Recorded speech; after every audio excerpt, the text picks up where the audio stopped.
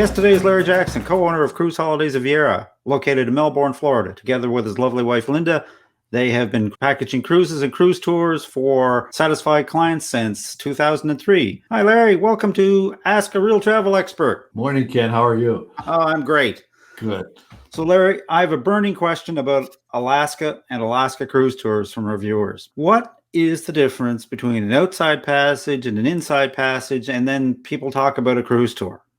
Okay. Basically, when we cruise out of either Seattle or Vancouver, we go out to the Pacific Ocean for a few hundred miles, and it's very rough. Even though it's called the Pacific Ocean, it's a very rough ocean. But there are a bunch of islands along the coast of Canada that basically buffer us from the Pacific Ocean. So we kind of take a little detour and get inside those islands. And that's what we do most of our cruise, our 7 days of cruising along, so that those islands protect us. And it's really, you mentioned something about a river cruise, but it's very much like a river cruise, very placid. And so on the inside passage, we have very little wave motion in there. One thing we do have is a lot of fog in there. So there will be a lot of times when you're not going to be able to see much. Time before last, we were in Alaska, we ran the foghorn for 4 straight days, and we couldn't even see the bow. So a lot of people have questions. Should I be on the port side or the starboard side? I tell them it really doesn't matter. I think travel agents started that so they could act like an expert. But the inside passage is basically, you got islands on one side of you, Alaska on the other side of you. The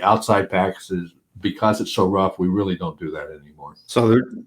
So when you hear people talk about an outside passage to Alaska, there's not a lot of that anymore at all. No. In the inside we call it the inside passage cruise, but I think we do that more to tell people it's going to be a smooth cruise. It's not going to be rough. Okay, so that makes sense. Yeah, if you have motion sickness problems, Alaska's a great place to cruise. So. Now, what's the story? Like, I hear people say, well, I'm going to do a cruise, and other people say I'm going to do a cruise tour. Yeah, this is one of the great things that confuses everybody, especially when they get online. What our typical Alaska cruise is 7 days, and we go to the 3 ports: Juneau, Skagway, and Ketchikan. We spend a day in the glacier. There's 2 ways to do it. One is to do it round trip, Seattle. Another way is to do it starting in Vancouver or Anchorage and doing it one way. Okay. Spending all your 7 days going in one direction. If you do that, if you start in Vancouver or Anchorage, you can add on a land tour of between 4 and 7 days. So your entire vacation, Alaska vacation, can be between 11 and 14 days. The land portion is all done on buses or trains, staying in hotels, packing and unpacking. It's just like if you're touring Europe. And you get to see a little bit more of the interior of Alaska, because the inside passage cruise stays along a little strip of land in southeast Alaska. And when you see the map of Alaska, you see a little finger sticking down here, and up here is the rest of Alaska. Right. The part we cruise on is less than 1/10 of Alaska. And one thing to remember about Alaska, if you take it and superimpose it on the continental U.S., it takes up 2/3 of the continental U.S. Yeah, so people don't realize, you don't get a good idea of the actual size of Alaska until you. Yeah, because on the weather map they stick it up in the corner with Hawaii, and they look like they're the same size. Yeah, so, not even close.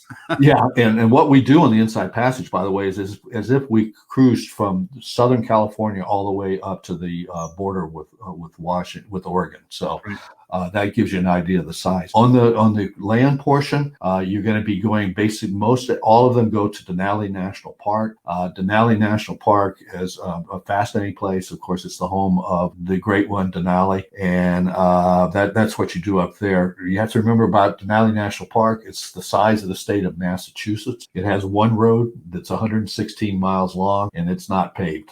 And that's a huge national park, but that's one of the smallest national parks in Alaska. So just to give you an idea of how big it is. Roughly for pricing, if you add that land portion, if you add 4 days to your 7-day cruise, it about doubles the price of the cruise. Right. Okay. All right. So I need to ask you this. Do you recommend it?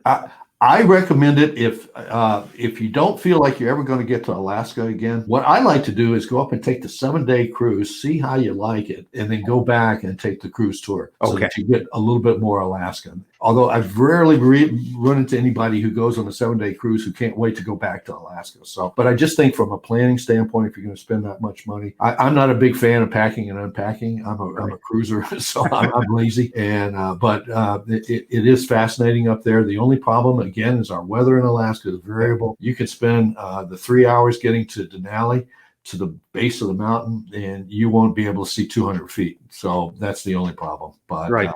a lot of our clients love it, and they come back with great tales of adventure in Alaska. So best advice for a first timer is take the 7-day, dip your toe in the water. That's right. And if you like it, then go back for a cruise tour at some point. Yeah, you're going to get a lot of the feel of Alaska on that cruise, and I think people are worried that and if you take the right excursions, you get an even better feel for that. Perfect. And if you use a travel expert, they're going to help you get those right excursions. Perfect. All right, my friend.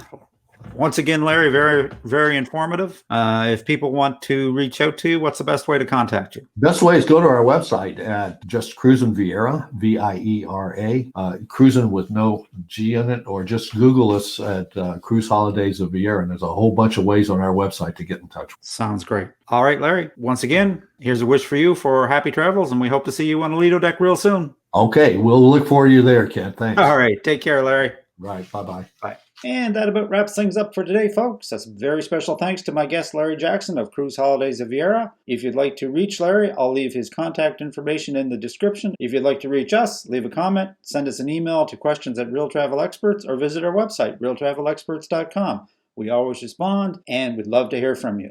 And as always, folks, a like, a subscribe, and a ring of the bell is always appreciated and helps us spread the word. So until next time, happy travels.